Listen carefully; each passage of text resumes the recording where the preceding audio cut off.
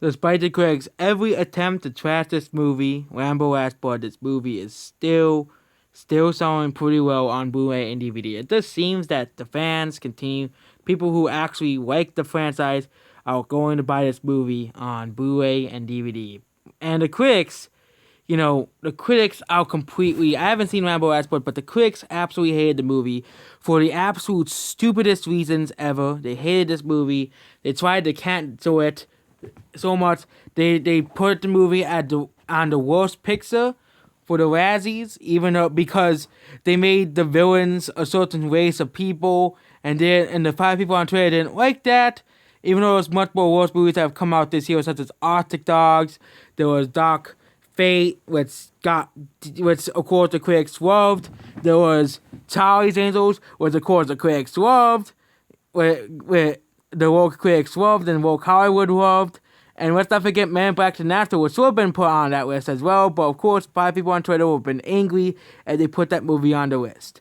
Because it was a feminist woke movie, essentially, okay? So yeah, now the movie, basically, this movie, is not selling. No one and Dark Fate is not selling. It's not going to reach the sales of there, but Rambo Last is just selling well. It sold $1.12 million, and the critics just tried to cancel this movie because they told people, don't see Rambo Last Blood.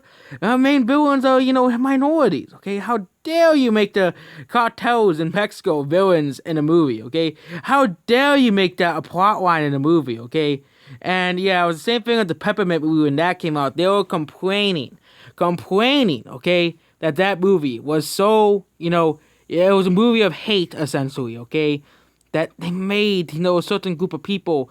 It was the same thing with the Peppermint movie, and guess what? That movie made more money, sold more copies than a movie that the critics popped up and called a masterpiece called Us, okay?